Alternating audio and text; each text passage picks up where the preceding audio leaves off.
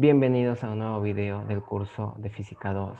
En esta oportunidad veremos el tema de ciclos de refrigeración relacionado a termodinámica. Antes de ello veamos unos conceptos previos, como ¿existe el frío? Bueno, técnicamente el frío no existe, en cambio debería hablarse de una mayor o menor cantidad de un cuerpo o espacio. En otras palabras, existe la ausencia de calor. Análogamente, podemos relacionar este concepto para la pregunta, ¿existe la oscuridad? Bueno, la oscuridad no existe, existe la falta de luz o la ausencia de luz. ¿Qué es la refrigeración?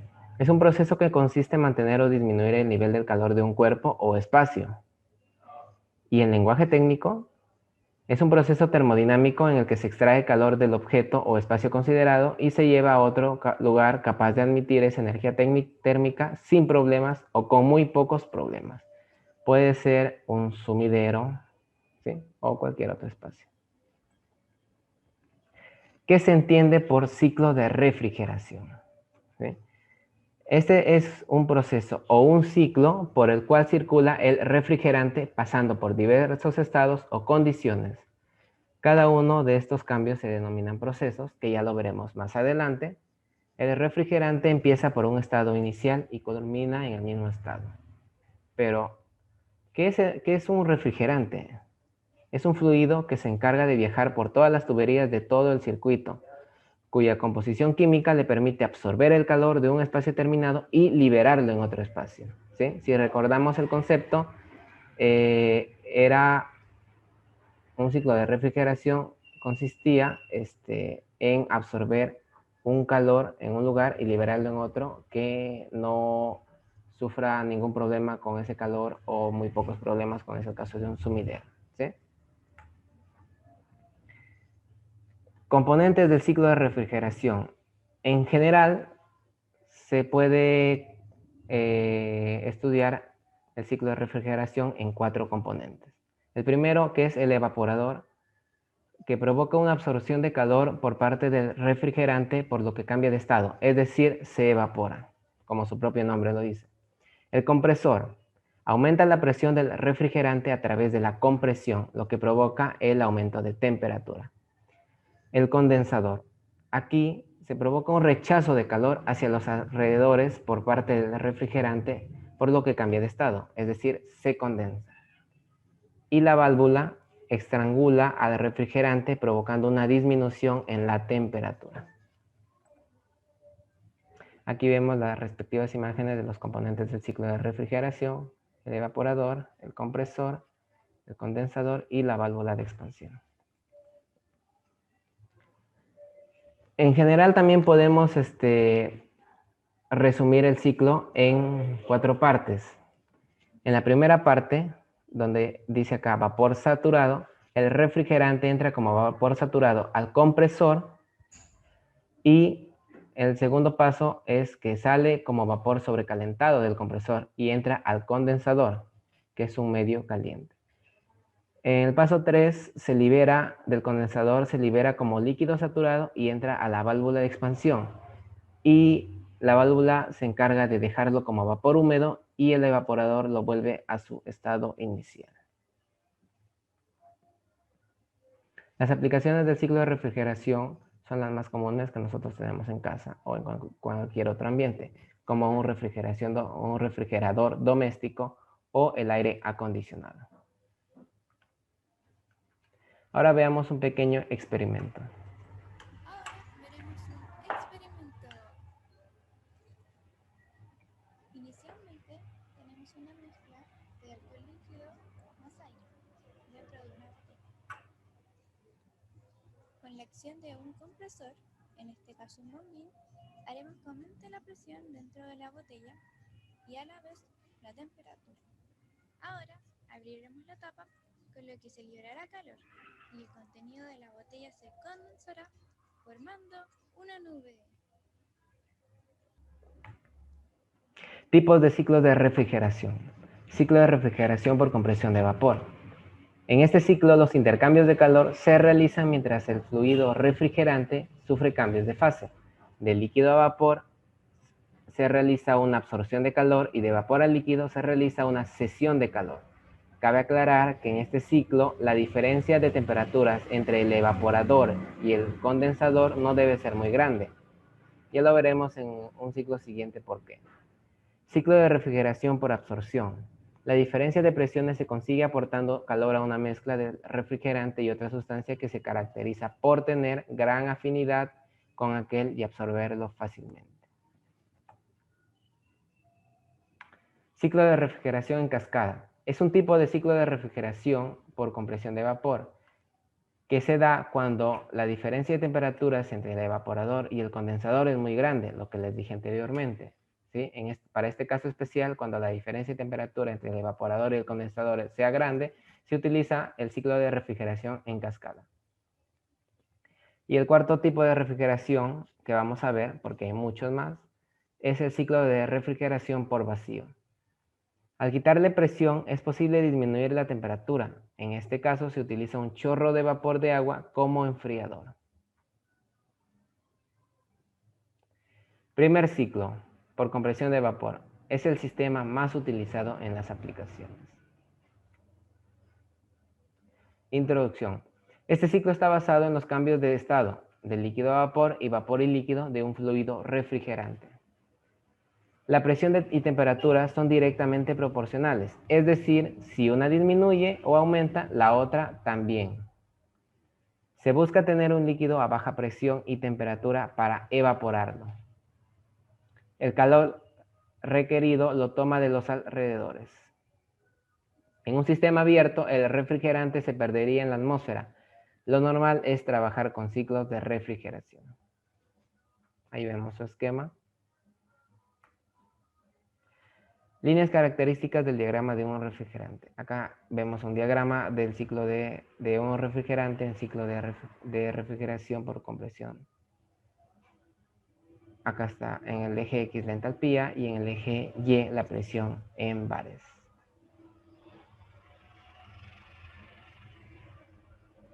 Límites de funcionamiento de un equipo. En el evaporador, la temperatura de la cámara tiene que ser mayor que la temperatura del refrigerante. En el condensador, la temperatura del ambiente tiene que ser menor que la temperatura del refrigerante. Coeficiente de rendimiento, o por sus siglas en inglés, COP. El calor extraído de la cámara es la entalpía en el punto 1, que vemos en la gráfica, menos la entalpía en el punto 4. El calor cedido al exterior es la entalpía en el punto 2, menos la entalpía en el punto 3, en kilojoule por kilogramo. Y el trabajo útil del compresor es la entalpía en el punto 2 menos la entalpía en el punto 1. De estos valores se obtiene el diagrama. Estos valores se obtienen del diagrama o de las tablas. ¿Sí? Vamos a tener unas tablas también. Entonces, ¿cómo se calcula el coeficiente de rendimiento? Es igual al calor extraído sobre el trabajo del compresor. Es decir, como ya tenemos los datos anteriormente, que ya los hemos mencionado, sería igual a la entalpía en el punto 1 menos la entalpía en el punto 4 entre la entalpía en el punto 2 menos la entalpía en el punto 1. Análisis termodinámico. La etapa de compresión 1 a 2. En esta etapa de compresión, como vemos en el gráfico, en el eje X la variable es el volumen, en el eje Y es la presión. ¿Sí? En la etapa de compresión 1 a 2, como su propio nombre lo dice, se comprime, ¿sí? Se comprime el volumen, por eso está hacia la izquierda y hacia arriba. Y se aumenta la presión. ¿Sí? El trabajo de admisión de B hacia 1, ahora en esta línea, es igual a la presión en 1 por el volumen en 1. El trabajo de admisión de 2A, ¿sí? En esta línea horizontal, la de arriba, sería, como va en sentido contrario, ¿sí? al eje positivo, sería menos la presión en el punto 2 por su volumen. Y el trabajo de admisión de A hacia B, ¿sí? Es un volumen constante, o sea, es igual a 0. ¿Sí? porque esta es una línea paralela a la presión, volumen constante. El trabajo del compresor de 1 a 2, si ese es constante, entonces el calor va a ser igual a 0. ¿Sí? Recordemos que el calor es igual a la energía interna más el trabajo, de donde la variación de la energía interna es igual a energía interna en 1 por energía interna en 1. El trabajo del ciclo de compresión entonces sería igual a la presión 1 por el volumen 1 más la variación de energía interna menos la presión 2 por el volumen 2, que vendría a ser el trabajo de admisión de 2A y presión 1, volumen 1, el trabajo de admisión de BA1. Y todo esto es igual a la entalpía en el punto 1 menos la entalpía en el punto 2. Ese es el ciclo de compresión por vapor. Etapa de compresión 2 a 3. La presión es constante. Entonces, no me voy a enredar en todos estos cálculos matemáticos. ¿Sí? Simplemente vamos a tomar que el calor va a ser igual a la entalpía en el punto 3 menos la entalpía en el punto 2. De la misma manera, para la etapa de compresión de 3 a 4,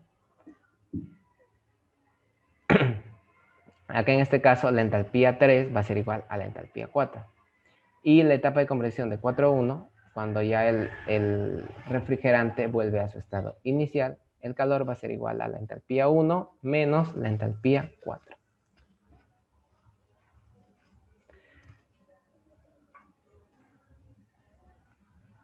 Acá tenemos los gráficos del sistema. En el eje Y la presión y en el eje X la entalpía.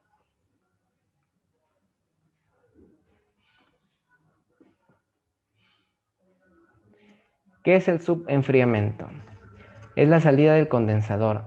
Asegura el líquido en la válvula de expansión. ¿Qué es el recalentamiento? Es la salida del evaporador y asegura vapor en el compresor. ¿Sí? El subenfriamiento vemos que se da en el punto número 3, el recalentamiento y en el punto número 1. Ciclo de refrigeración por compresión. En este caso van a haber dos tipos, el ideal o también llamado, como hemos visto en clase, de Carnot y el ciclo real. El ciclo ideal, en este ciclo, el refrigerante se evapora y se condensa, comprimiéndolo alternativamente para luego volver a la fase de vapor. En el ciclo real difiere de un ciclo ideal por varias razones. Entre las más comunes están las irreversibilidades que suceden en varios componentes. Dos fuentes comunes de irreversibilidades son la fricción del fluido, que provoca caídas de presión, y la transferencia de calor hacia o desde los alrededores. Ciclo número 2. Ciclo por absorción. El refrigerante más utilizado es el amoníaco. Introducción. El ciclo necesita calor a una temperatura, que es un generador, para obtener efecto refrigerante a baja temperatura, o evaporador. Como residuo se ha de extraer calor a temperatura media, absorbedor y condensador. La tensión del vapor del refrigerante se ve alterada por la presencia del absorbente. Baja la cantidad de absorbente. Con la concentración de la mezcla se controla la temperatura de evaporación y se deben emplear absorbentes con una tensión de vapor suficientemente baja y mantener la solución en una temperatura y concentración necesaria para que la tensión de vapor sea inferior a la del refrigerante en el evaporador. Aquí vemos una máquina de absorción de ejemplo simple. En las siguientes diapositivas la partiremos y la explicaremos.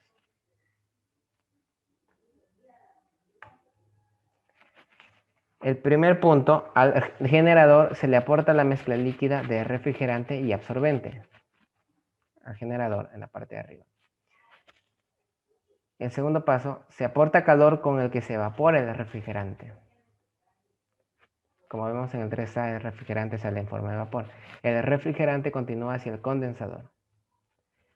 Y el absorbente retorna al absorbedor. El refrigerante que salió del generador se licúa con el condensador o en el condensador. Necesita refrigeración externa auxiliar. Como paso 5, el refrigerante del condensador, ya transformado en líquido, continúa hacia la expansión. El refrigerante líquido pasa a través de una expansión donde baja la presión y baja la temperatura. El refrigerante líquido entra al evaporador a baja presión, se evapora produciendo frío. Como paso 8 tenemos que el vapor del refrigerante continúa hacia el absorbedor. Como paso 9, en el absorbedor se mezclan el vapor del refrigerante y la mezcla diluida, el 3B y el 8. El paso de la mezcla desde el absorbedor al generador requiere una presión alta, una bomba, o requiere que la presión suba. Para ello necesitaremos una bomba, la única parte móvil del sistema, la bomba de solución. La reacción de absorción es exotérmica y necesita refrigeración externa auxiliar. De no ser así, se aumentaría la presión, dificultando la absorción.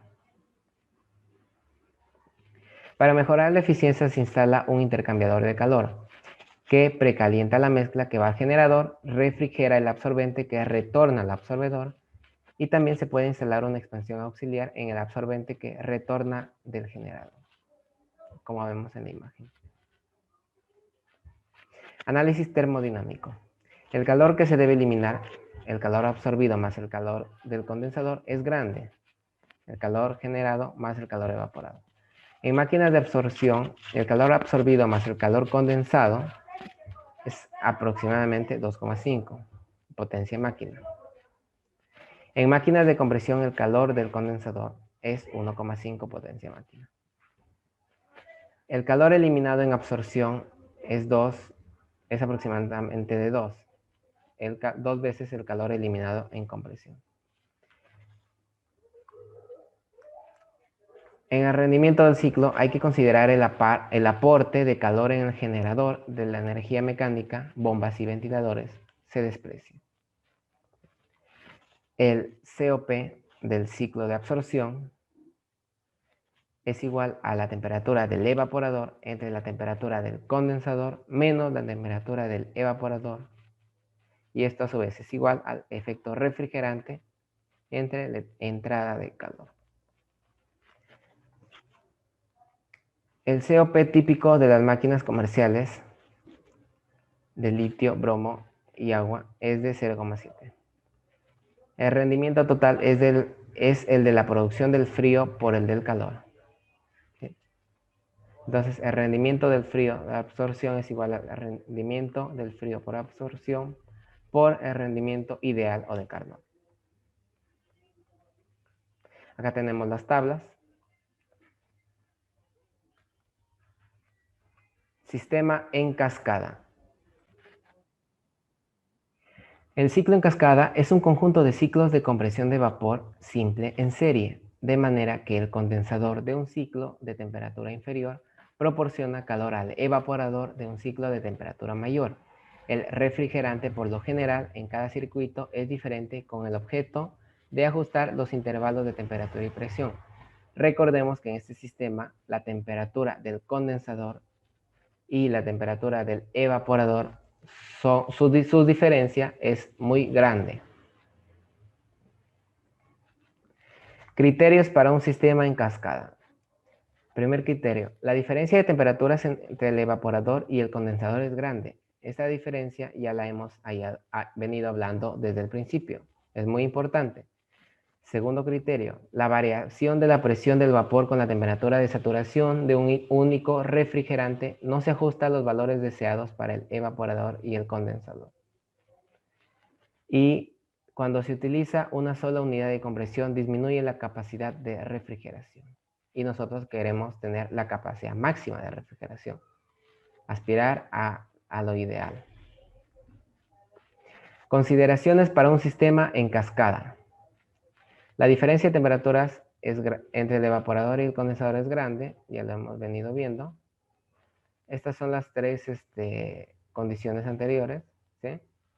Entonces, despreciando las variaciones de energía cinética y potencial en régimen estacionario y considerando el intercambiador de calor, condensador evaporador, adiabático, el balance de la energía se plantea como la sumatoria de las masas entrantes por las entalpías entrantes es igual a la sumatoria de masas salientes por las entalpías salientes.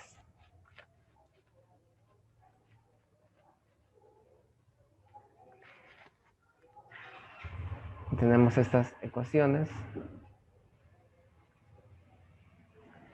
Y por último, sistema de refrigeración por vacío, utilizada en productos porosos y húmedos.